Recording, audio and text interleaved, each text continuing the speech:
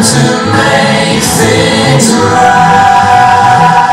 Hey, what's up? It's Corbin Harris here, 6'5" and tall, dark and handsome right here. Welcome to X Games Los Angeles. Australian footballer Tim Cahill is an icon in Australian sport.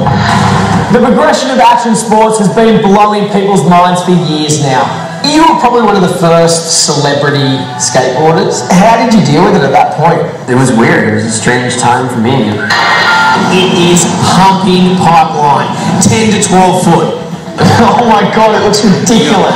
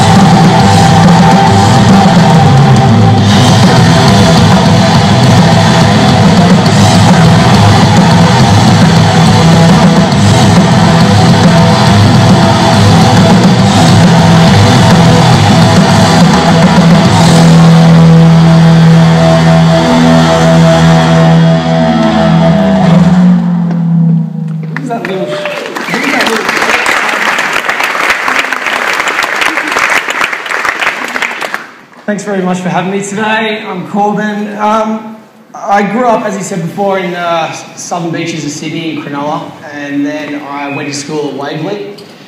I actually grew up with Murray Bell, who owns Semi-Permanent, and he asked me to speak here today with one of my good friends, Tony Hawk. Put your hands together for Tony, please.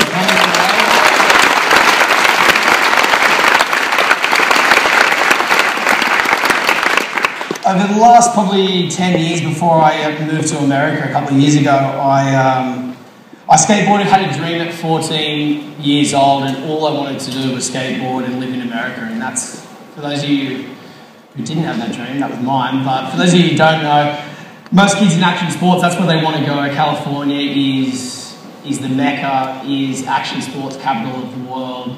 And yeah, it's like kind of Christmas when you get there. For someone like myself.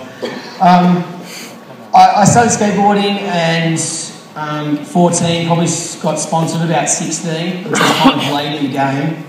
And then from that point onwards, I worked different jobs. I was labouring, I was doing different things. During school, I was a horrible academic. The only thing I liked was art, which I did really well at because my dad was an artist, or is an artist, and he does bird studies and all great things. And the other thing I was probably into was clothes, and I probably got that from my mum as well. At that point, I basically got sponsored at 16 and kind of wasn't able to afford much. I was getting free shoes and free clothes and things like that. And I was like, there's got to be another way for me to make some money and keep doing what I love. So at that point, I actually cold called Foxtel and said, you guys don't have a skateboard TV host. This is when I was about 19. And said to them, can I come in for an interview? Anyway, I ended up like pushing my way into Foxtel and ended up getting my own show about 2 years later, which was called Corbin Presents. And then from that point onwards, I ended up producing and hosting another show which was called Pop Gun. Pop Gun was like a 1970s Mad Men type show where I like had a suit, and people thought it was a little crazy in the skateboard industry and criticised me and said different things about it. But my main aim with that was to basically interview the best athletes I could in the world. Tony was on it, obviously you saw it before, Kelly Slater, Georges St. Pierre. But I was trying to bridge the gap and educate Australia as much as possible, because we didn't know, and we still don't know much about action sports. And that was kind of why I went in that direction and kind of went after television as well, and tried to probably publicise skateboarding and action sports in the best way possible. And I feel I got to that point, and then I quit everything in Australia, and I was like, I had no job in America at all, and I said to my mum and dad, I was like, this is 2 years ago, and I said, all right, well, I'm going, but nothing here anymore, and it's been my dream, and if I don't do it now, I'm going to be really upset with myself. So I packed my bag. Within 3 months, I ended up calling ESPN non-stop on emails, calling Fox, and I ended up getting the job hosting the X Games, which I'm doing in 2 weeks in Austin, Texas also. But I ended up getting the job, and I worked so hard. I was sending showreels back and forth, and everything. It was kind of crazy. And 3 months went on, and they called me. They said, "Oh, Corbin, you've got the job at ESPN." And this is my dream, you know. I was like, oh my Lord, this is unbelievable. And I kind of didn't think about it, but then at the time also they were like, oh, well, you know you're going to be sitting next to Tony Hawk hosting this too. And that was the other thing for me. And over the last year and a half, 2 years, this guy's been a really big inspiration for me.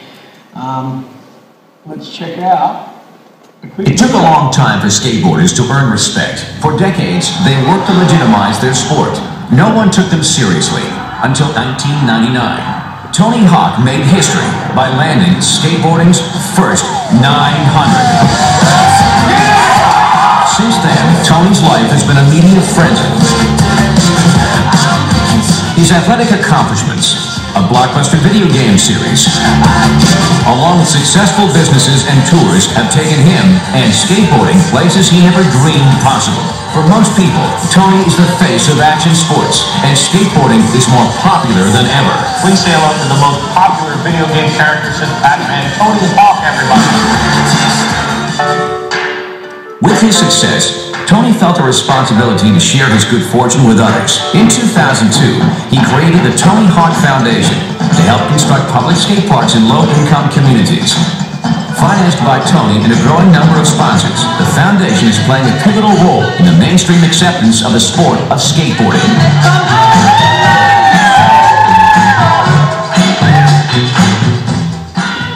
Put your hands together for Tony Hawk.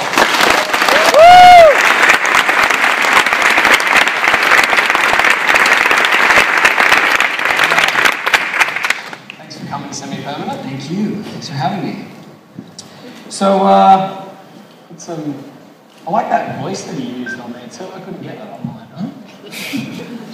Yeah, but he doesn't do Dex games, Corbin. So. Oh, is that right? Yeah, you should rest assured.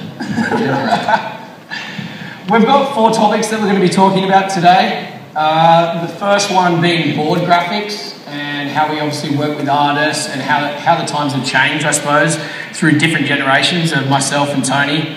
Obviously, the video game was a massive hit and shot him into stardom. Creating a global brand, and also beyond the brand and everything that goes on past that, whether it be the Tony Hawk Foundation and helping kids in underprivileged areas build skate parks and get them going, like Detroit. You've recently done. We'll show a video later on. Let's get straight into boards. You want to run us through this little one? Sure. Well, that is actually my very first skateboard, and somehow I managed to hang on to it through all the years and lost almost every other board. But that one actually just got inducted to the Smithsonian. It was a hand-me-down from my brother. And he and I went to DC and handed it over to the Smithsonian. So graphically, not a lot of inspiration there from this one, but it was a big honor to have that there, you know, to have it live on the Smithsonian. Once you hand it over to the Smithsonian, you don't get it back. You were skating that the day before you. I was skating actually in front of us. They had a mini ramp when they did an event there, and they had a mini ramp, and I skated on the mini ramp. And I've never seen a group get so nervous about one of their artifacts, because they were literally staff was like, "Can we have it now, Nick? Oh, please don't go. Just give us to it." But I did break it, and so it's there. And yeah, that's pretty much what started everything. That was my brother let me use that, and I rode it down the street, and I couldn't figure out how to turn it. So I was yelling at him, how do I turn this thing? And I finally ran into the fence at the end of the alleyway and picked it up and turned it around and went back the other way. And then this was actually my first pro model at age 14. My friend, who was my age, was an artist, and so he just drew some hawks for me, and I handed it over, not thinking that would be the exact thing they want to do, because at the time, Pal Peralta, my sponsor, their direction was very skull-oriented and for more shocking imagery. And so they took it literally that I just wanted a hawk. I was hoping that they would do something cool and, you know, kind of gnarly. So they did that. I think it sold, I don't know, maybe 100 or 200 total. I once got a royalty check for 85 cents for a whole month of sales. And I don't blame the graphics, but it just wasn't that exciting. The irony is that my friend who drew it, he now works at Marvel, DC Comics, and he heads up a whole thing. And if he did a graphic now, it would sell a shitload. But they basically scrapped that, and then they went to what that next one is. This one, which was not that one. That was bad. I'm not talking about that one. So basically they went to this, which is much more in tune with the aesthetics of Pal Peralta at the time, more skull. You know, this was supposed to be sort of a hawk-ish skull. Some people call it the screaming chicken skull. I took offense to it. And I had that graphic for 10 years. And I guess, you know, that was my icon, basically. Their artist, Victor Cord Johnson, who did all the other iconic Pal graphics, if anyone knows, Steve Caballero, Tommy Guerrero, Mike McGill, Lance Mountain, he did all that stuff. It's fun. It's still an item of contention between Pal and I. I'm not really allowed to license that graphic anymore. So it actually was sort of frozen in litigation for a few years, which was super strange. And we came to an agreement, and they did some re-releases of it in the last couple of years. Talk to us about this one. That was, so I started my own company in 1992, and I thought that it was my transition from becoming a pro skateboarder, from being a pro skateboarder to being a businessman. Little did I know that was sort of just the beginning of my second career, but I thought, well, I'm going to be a businessman now, I'm going to be behind the scenes. My last graphic should be the Titanic sinking. And so I literally took that as a frame grab from a VHS movie that I rented. Because someone told me that they had a scene of the Titanic sinking. At the time, I couldn't find a movie. It was the unsinkable Molly Brown, for any true historians here. It was like this 50s, 60s movie or something. Anyway, that was the graphic. And it was an Everslick board. It did terribly. It was a bad idea. How many numbers do you reckon you sold that one? I don't know. It was in the double digits, probably at the most. But it was hard, you know, taking the risk of starting a company when skateboarding was in its lowest cycle of popularity in 1992 was a huge risk for me. I had just started a family. I had a mortgage. My income was dropping by half every month from other sponsorships, and I literally took out a second mortgage on my house, started my own skateboard company at a time when people thought I was absolutely crazy. But I knew that, you know, skating had always been cyclical. And at the time, it didn't take much to establish yourself in the skate industry. So for me to take the majority of my money and put it in a company, it gave us some leverage in terms of skate magazines were desperate for advertising. We could get the back cover of skate magazine for next to nothing. So my partner and I, who was also a former pro skater, we thought, you know, if we can establish ourselves as a player now, when skateboarding comes back, and we really did think that in terms of definites, like when it comes back into play, when it comes back into popularity, we're going to be right at the top of it because we'll be established as one of the top brands. And it took way longer than we thought, but it did work out. I mean, we went through years of what are they called here? Not Top Ramen. What is it here? Remember What are you talking about? we had the noodles in Mammoth. What was it called here? Maggi noodles. Yeah. So I lived off at home at Top Ramen. I lived off those for like 3 years. For real. I didn't know what they were. I was like, Yeah. what's Top Ramen? We're in Mammoth a couple of weeks ago, and I was like, what's Top Ramen? He goes, they're like, you don't know what Top Ramen is? It's like Maggi noodles here, you know? Yeah, well, anyway. Whatever. That was my dive. That and Taco Bell for a good few years while we really just focused on the brand, and it was my partner and I, and then we hired a team manager, and then eventually they cut me out of doing the marketing and the advertising because they realized like I am not the artist or I'm not the one to be doing the creative. I can approve graphics, but I can't create them. And so quickly they realized I was much more effective as a representative of the company as a skater. And I sort of made what they call a comeback. I never quit skating, but I got back into competing and doing videos and things like that, and I was much better at that than doing layouts on Cork Express and doing advertising. What year was that? That was 1990, well, 92 is when we started. I'd say 96 is when things started to sort of turn around for us, and we weren't struggling so much. Tell us the story about Big Day Out when you were here and you were earning, obviously just for the money difference, obviously that you're now you're allowed to do the Tony Hawk Foundation and you're travelling the world, you've done Boom Boom Huck Jam, you've got toys and this, but it was only a couple of years before that you were earning peanuts to come here to do Big Day Out. Well, actually, I was under contract with Airwalk, so they kind of just included that in my contract, that you're going to go on this tour. I didn't know what Big Day Out was at the time, but in 1995, they had a half pipe, and it was like Rage Against the Machine, Porno from Pyro. It was kind of the awesome years of Big Day Out, no offense to Kanye Soundgarden wasn't quite the same. We did that tour, and it was just more included in my salary, and who was I to argue with it? You know, they were the ones that were really paying my rent, and so I went along with it, and basically, I'll never forget, we were doing the Big Day Out demos, but Airwalk had us going to every single retail shop in between, doing demos at skate parks. I mean, it was non-stop skate appearances in between every single Big Day Out appearance. And what's that? Were they publicized? They were publicized, yeah, and I wasn't making any significant money from it, but you know, I was happy to do it because I got to skate, but at some point it got a little bit taxing, and I remember my girlfriend at the time, I thought like, I'm going to bring my girlfriend, and it's going to be a big vacation in Australia, and they just pulled me in every direction, and she wrote me a letter at the end of it, like, thank you for showing me, it was actually like a thank you card, and it was supposed to be all sentimental, and said, thank you for showing me all of the skate shops of Australia.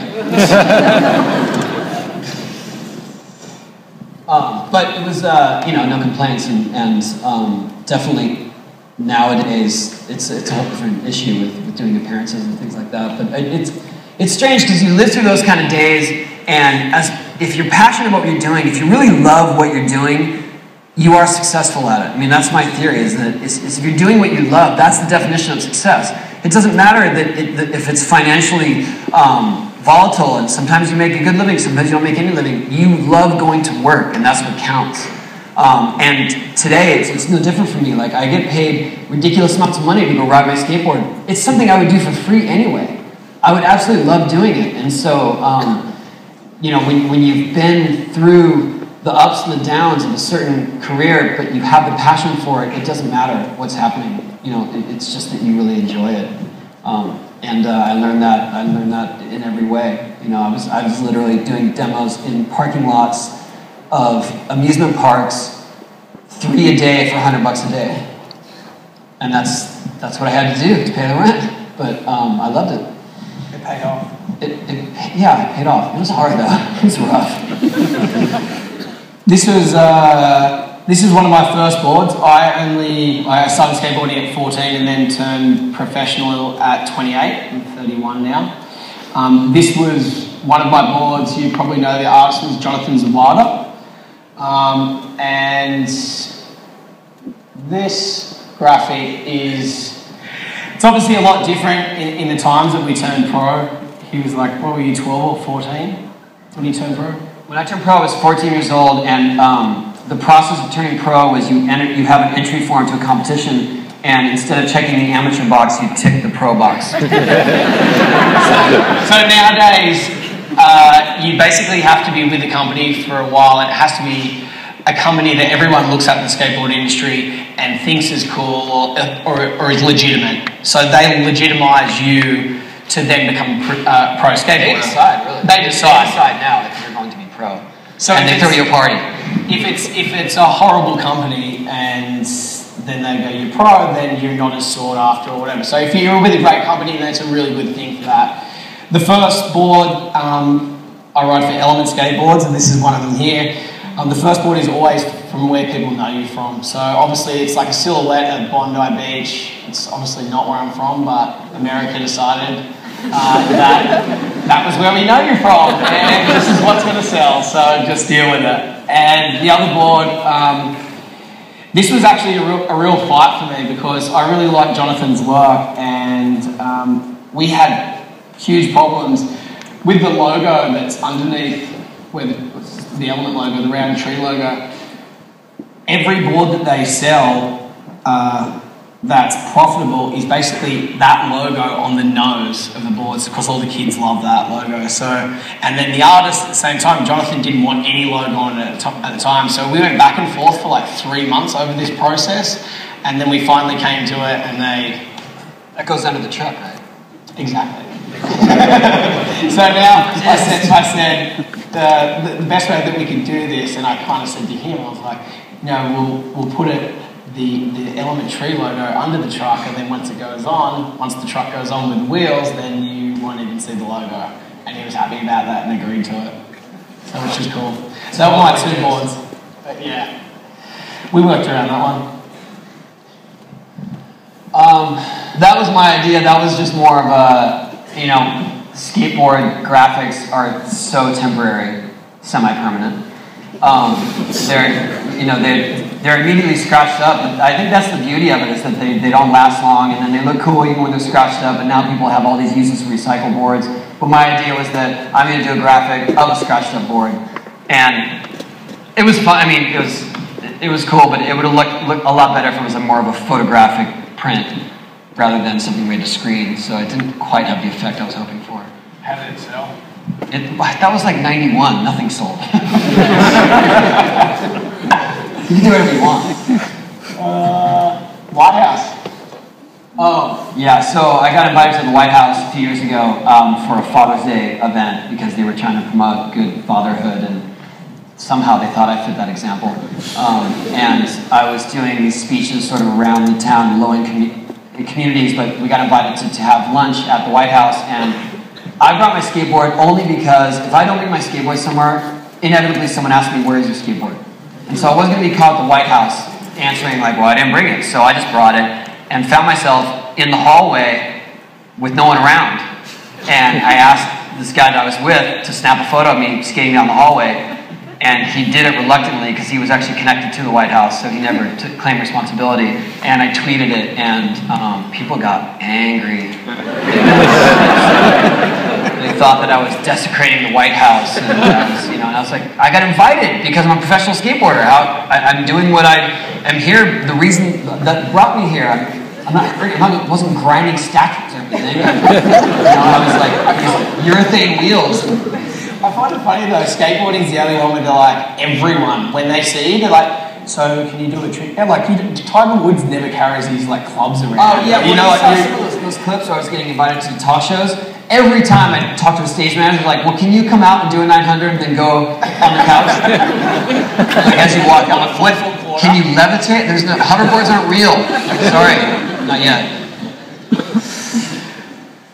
We're going to whiz through this because we're strapped for time. This was the cover that the magazine and the photographer Andrew Peters and I all created. It's basically a ramp that goes straight up to a wall, and we put paint on my wheels, which I fell over a few times down the bottom, and then let it bleed straight out of the Slam logo. And then as I started to come up and sort of do like a frontside cess slide into it, the paint would bleed down. So that was like a part of sort of turning process for me. And then we'd also have a 12 or 15 page interview in the magazine, so kids then know that this is the way, now he's turned pro.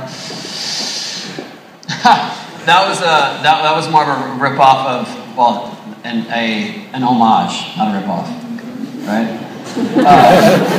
It was an original graphic. Steve Stedham had this graphic of a skull in front of a spade, and a friend of mine who does artwork, Jeremy Klein, who's also a pro skater, he does Hookups, if anyone knows the company. He decided to make it look like my old hairdo, which was blonde hair, across one side. We call it the flop, the squeeze, whatever. My hair's gray now, so I can't do it anymore. But son's now got that haircut. You've seen any Instagram? My 14-year-old has actually brought that back, so I'm very proud of that. But that was just more of a joke thing, I guess. But that actually has become my second most popular graphic behind the Screaming Chicken Skull. Oops, sorry.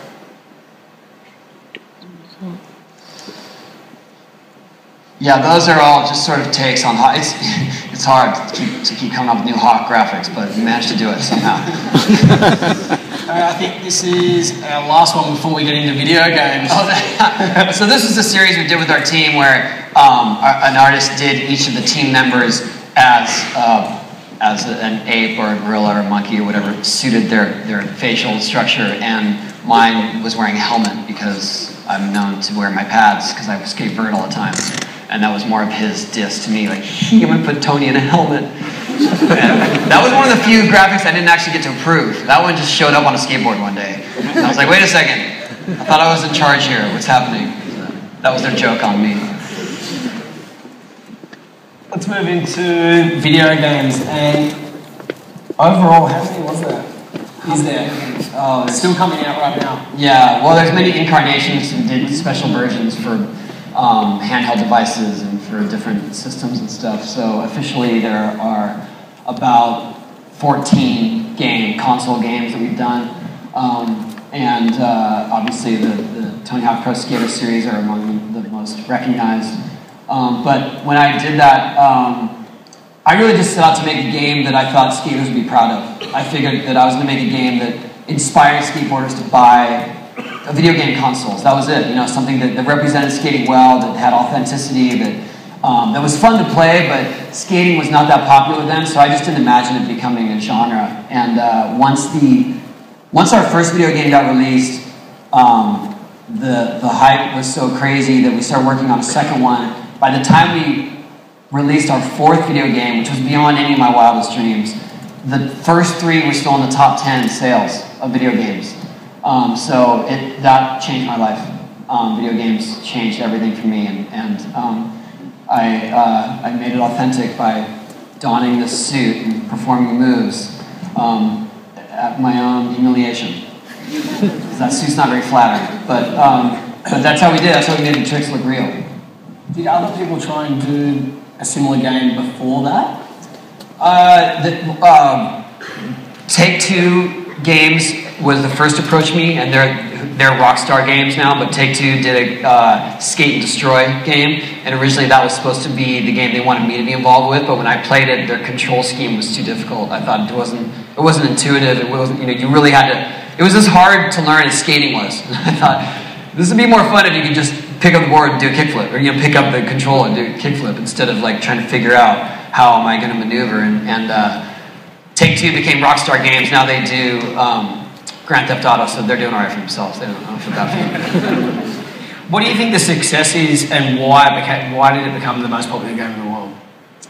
I like to think that it was the control mechanisms and the fact that you could really do it in your own style. And, you could link tricks together, and the combos and the instant playability of the game. I mean, there's a lot of reasons, but I feel like it was that instant gratification. It was the perfect storm of skating was coming into the limelight, into the mainstream recognition, and people were starting to like skateboarding that didn't necessarily skate, and that's when the tipping point occurred for skating's popularity.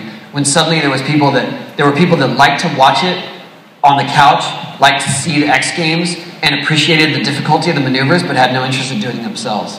And I think that that's what the video game represented, was that they wanted to do that vicariously. They wanted to, pick it up and pretend that they were grinding the telephone poles.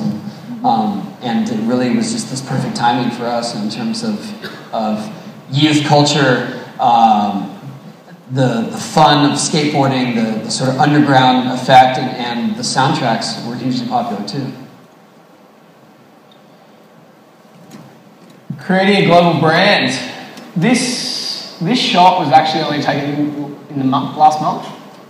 This was done last year. Late last year. This was different than that. You can see Tony's Instagram over the last probably week. He's just released a new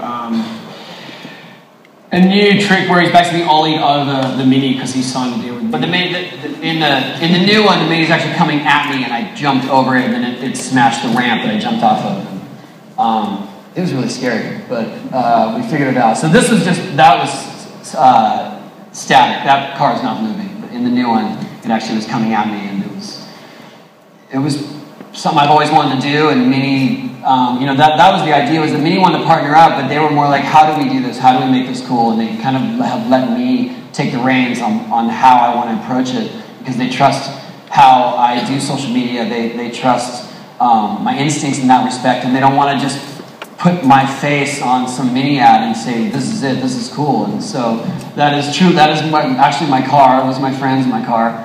But when they asked me, what do you want to do, that would be, it's always the buzzword when you're in marketing, the viral video. What's the viral video? And I said, well, I've always wanted to jump a car that's coming at me.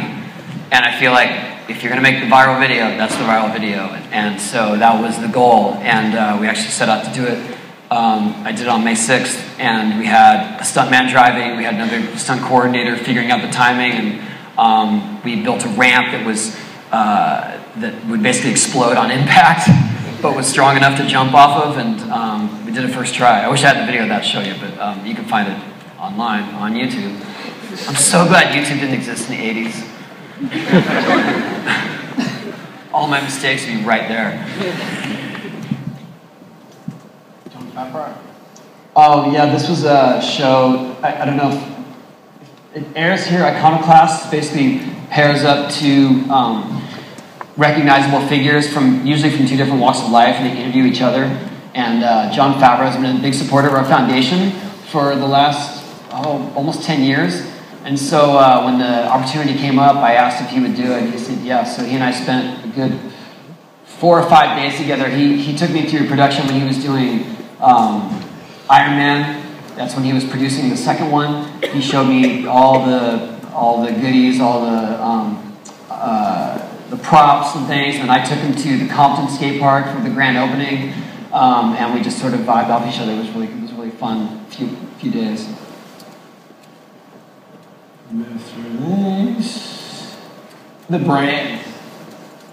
Ride Channel's something that we've both worked on, but Tony was basically asked by YouTube to create a brand. Him and Pharrell Williams also has another channel on there as well, and has like 25 different shows on it, is it? Yeah, Ride Channel. We originally partnered with Google. Google funded us for the first couple of years. Now we are partnered up with Complex Magazine, because Complex wanted that sort of our culture combined with all of their coverage and all of the video content. But that was something that I was proactive in. I knew YouTube wanted to fund different types of lifestyle channels. I had been hearing that they were going to do that, and so I set up a meeting on my own and flew up to Palo Alto and actually met them and said, this is what I would like to do. I think skating covers so much ground, it's so diverse. There's music, there's culture, there's art, and presented them show ideas. And because I was so proactive in doing it, I was the first one to really pitch that. And a couple other people pitched it later on, but we were already producing. We started making the shows before they pulled the plug, before they actually hit the green light. So we were way ahead of the curve, and they jumped on it, and it's been a really good partnership. With the other brands, a lot of that stuff has come just out of different projects that I've done, like the Huck Jam or the Vert Jam. That was a series of shows that we did with motocross and with BMX, and we did these arena shows, kind of like the Nitro Circuses now. I think that Crossing them into dirt. Yeah, that we were sort of doing that in 2001 all the way through 2008. We were doing it every year, and the beauty of that is that that became a brand in itself, and then we started doing licensing with the Huck Jam name, and we could no longer get the financing for the tour because we needed like one title sponsor, and the economy was jacked, and that became a licensing brand. So now we have Huck Jam licensed products that are sort of introductory level skateboards and bikes, and so that's the great thing about creating a brand without having to actually do the tour anymore. And it was a bike, and then we've done like those are birthday goods, birthday party supplies. We've got everything. Whatever you need. Yeah, but they do. They have Huck Jam themed birthdays, and they have skateboard shaped cakes, and I mean it's crazy that we came that far with it. Just quickly before we leave that, I think it's kind of a cool topic as well, and I've spoken to you about it before, but what was like skateboarding's reaction, I suppose, to you at that time when the game kicked in and you had people knocking on your door like McDonald's, milk commercials, all of that, and it just blew out of proportion, and there were a lot of haters at that point as well. Oh yeah. Well, I guess the good thing is that I went through a lot of opposition in my skate career early on because I had a totally different style of skating. My style was more trick oriented, and skating at the time was all about your cool and your style, and I just wanted to learn tricks, and so they thought like, he's just a circus skater, he's just a robot. So I had already been through the sort of hate gauntlet and come through the other side. And so when these things started happening, getting big endorsements, I jumped on because I knew it wasn't going to affect the way that I skated. It wasn't going to affect the reasons that I skate. And if McDonald's wants to pay me because I skateboard, I've eaten at McDonald's my whole life. If McDonald's had approached me when I was 14 and wanted to pay me, I would have said, hell yes. And the idea that I got to use McDonald's marketing dollars to present skating to a whole new audience and actually open people's eyes to what skating is, and at the same time I demanded that they donate money to my foundation. So I was using McDonald's money to create awareness of skating, and also using their money to build public skate parks in low-income areas. I was the first one to sort of step out and break those boundaries, I guess, or those taboos. Definitely I got a lot of flack for it, but at the same time, I think it paved the way for people. Like, if you see the top skaters now, they're sponsored by Red Bull, by Nike, by GoPro, by Subaru, and no one blinks an eye at that stuff. There's a really funny time in skateboarding. I mean, there was a time when I got a lot of flack. Like I was sponsored by Bagel Pipes. At the time, I was called Bagel Boy. Do they have Bagel Pipes here? No. You should. They're really good. I don't get paid by them anymore, but they are good. I think there's a really funny time in skateboarding, and it was only like 5 years ago, where if you were sponsored by different drink companies or energy drinks or whatever, sometimes they would be frowned upon. And now, within a short period of time, because now contests have become cool again, and 5-10 years ago contests were not cool whatsoever. If you did contests, it's cool now because it's $100,000 first place. And why is $100,000 first place? Because Nike sponsors it. Yeah. That's why. So there's an irony there. Right, it's a strange thing in skateboarding how it's come from that in such a short period of time. And I mean, thank God that we had someone like Tony as well in that to look up to that, and he kind of broke through it. And he might have got flack at the start, but everyone really followed, and it was only a couple of years after that they did. And it's probably thanks to him that everyone now is earning such good money. So, well, I think it was more also because I fought for final approval over any use of my image or skateboarding in general, and that was a very tough battle to fight. The closest thing that I could probably say that's like is when you shoot a newspaper shot here. Oh yeah, I've probably done so many before. They're like, we're sending our photographer in. He's got it. He does sports shots all the time. And then it'll just be like you in the air and you can't see any of the red, or the skateboard, which is like the worst thing in skateboarding. The skateboard is 5 feet away from you, and they like that because you're both airborne. but you're not landing it. I have a funny story about that. USA Today was starting to cover the X Games pretty regularly, and I was on a pretty good winning streak. And every time that they would use a picture of me, it was a bail shot. It was me falling on something. And this guy did an interview with me because I had won I can't remember, 3rd in a row or something, and they were going to put it on like more of a cover story. And he said, "Is there anything that you want from me?" And I said, "Just use a good skate shot. Just have me on the skateboard." So the next day, this cover page came out. And it's a picture of Bucky Lasseck doing a front side air. Good skate shot, not me. For those who don't know, he's like, what do you think? Do you like the shot? And I was like, yeah, it's a really good shot. It's not, but it's Bucky. And he's like, oh no. Bucky rode for Birdhouse, Tony's company, for years and years, and they had a thing going on. But you guys pushed each other for a little years. Yeah, no, he's incredible. There you go. And he gets to cover USA Today. Awesome. Let's check out this little video.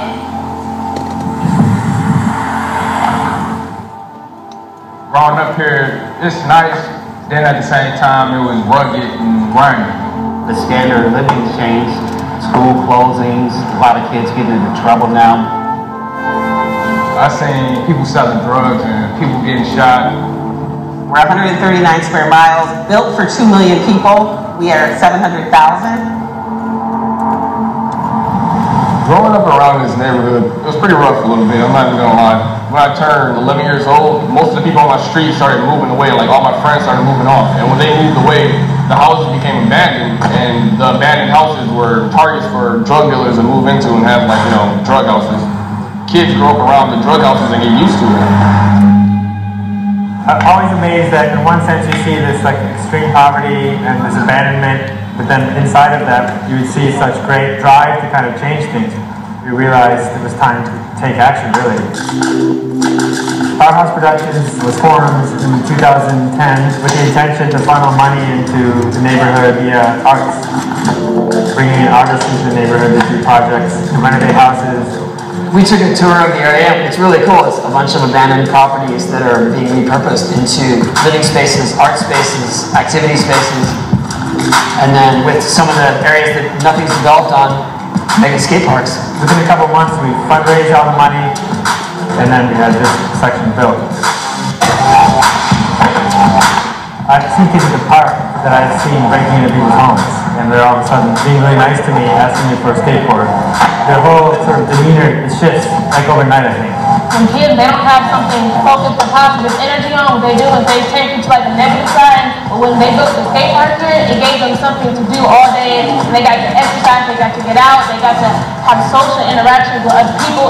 Everyone that comes to this park, they're all happy, they're all saying hello to each other, feels connected, like community. You got everybody coming up here, and that's what it's about, coming together and doing a positive thing. Our mayor mentioned what he's doing and having the foundation involved. It says a lot and means a lot. The money from the Tony Hawk Foundation is one thing, but to actually have the Tony Hawk name attached to the park is a huge element in pushing it further and making a bigger impact in the neighborhood. This is the locals trying to get something going, put something positive in their neighborhood, and just going at it, doing it themselves. We were a catalyst in making it happen, but for the most part, it's theirs to own and to play with. To pick Detroit and to come to this actual park, it's just a testament to the resilience of our community, our city, and for Tony to recognize it is definitely an honor. You have a group of people, they all would have changed. You can do it. Don't give up on hope. We're living in it right now. As we stand at this skate park, we are literally living in change. I'm so glad this park is here. I've met friends, I've met people to hang out with, I've met people to talk to. This is a sanctuary from the day-to-day just drama that goes on all the time.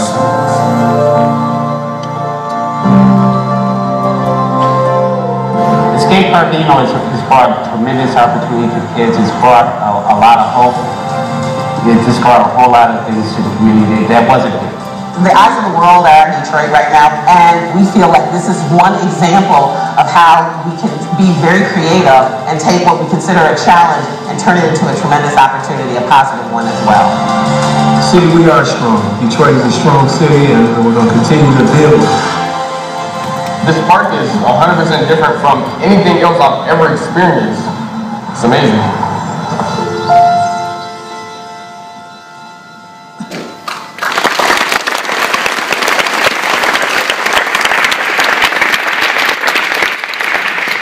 Working with Tony over the last couple of years is obviously we get to do some really great events like X Games and travel the world and do that, but I've also was lucky enough to come on board and host the Stand Up for Skateparks event, which they have...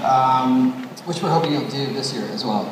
Oh, yeah? Well, not to put you on the spot or anything, but will you host it this year? Sure, I can do that for you. And we basically raise money there, and then it goes to skate parks and underprivileged areas. Tony, you can obviously talk more about it. Yeah, we started the foundation in 2002, and it was more of an answer to the fact that skating was becoming so hugely popular, and there were very few facilities to do it.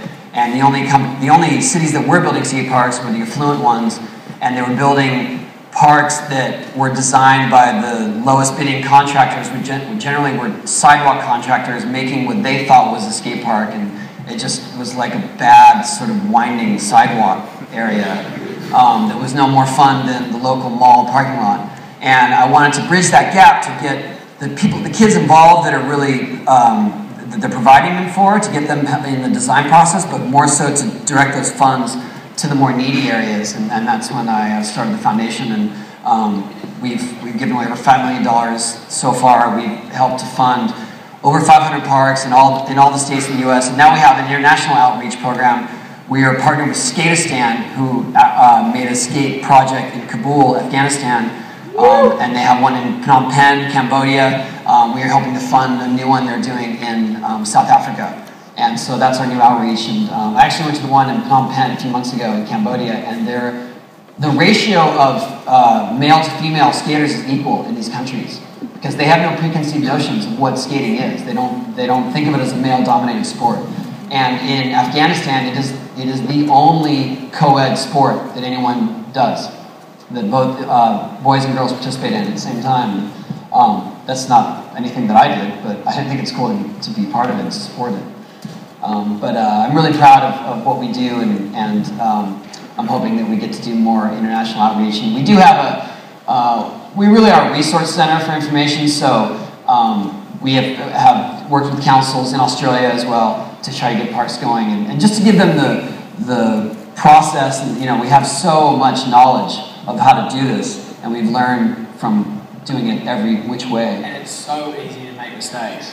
It's so easy. And make it the worst possible skate park ever, design-wise as well. Like it's only little tiny things. Then you have a bad scenario where the kids are ungrateful for the facility, and then they battle the authorities more than they used to, and it's a bad cycle. So we're trying to change that, and I think we've done a really good job. I think we've pretty much got the wind up right now. So thanks very much for having us today.